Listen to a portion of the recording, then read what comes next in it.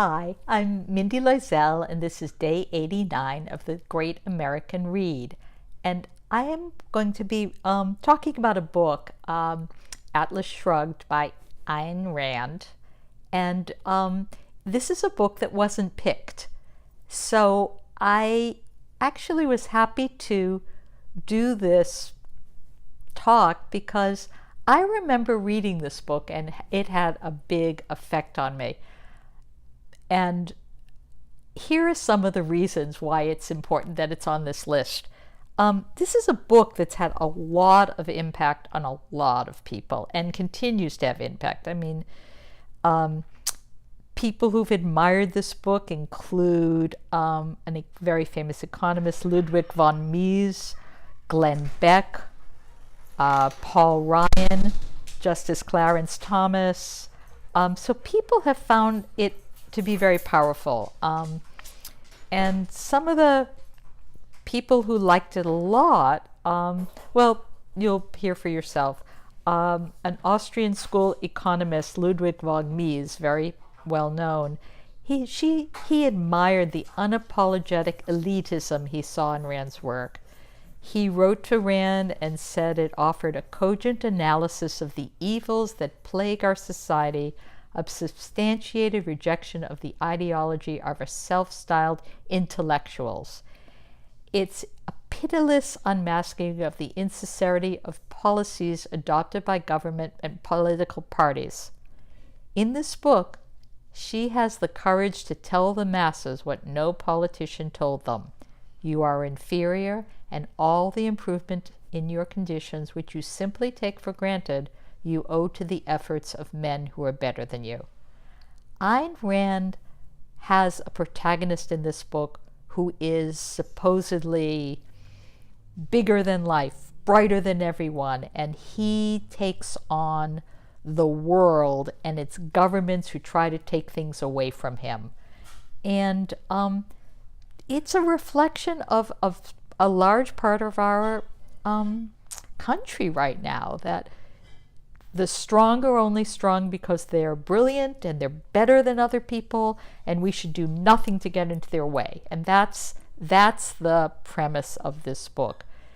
It doesn't offer any kind of respect to those people who don't fit into the overlord mentality.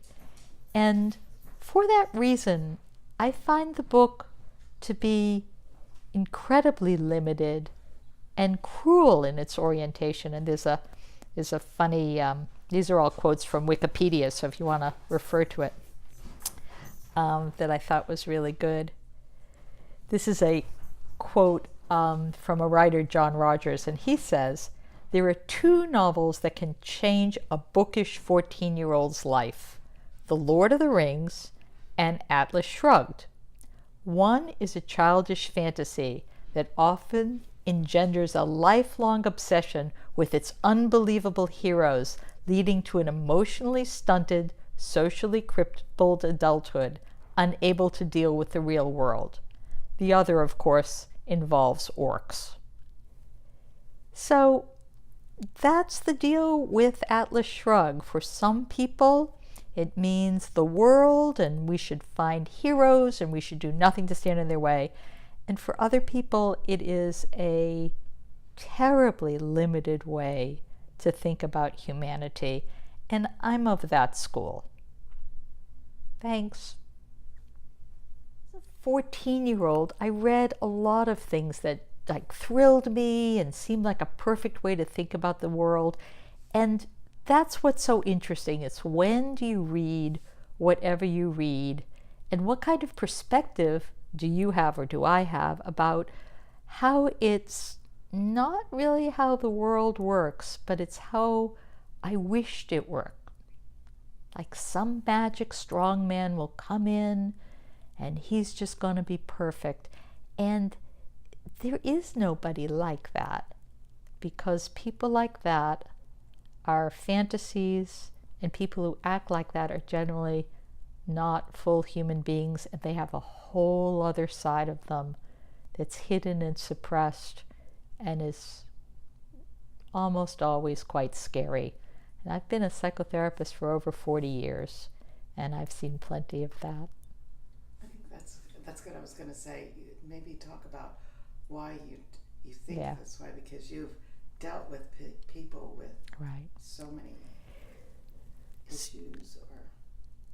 I specialized in sexual abuse for decades, and the people who get hurt most often are people who don't exude that kind of power. They are people that other people tend to victimize. And the victimizers are looking for prey. And victimizers tend to be people who see themselves as omnipotent and anything they want is fine. And you don't have to go very far to see that in the papers and in the world. And oftentimes they're people who can justify doing terrible things to other people.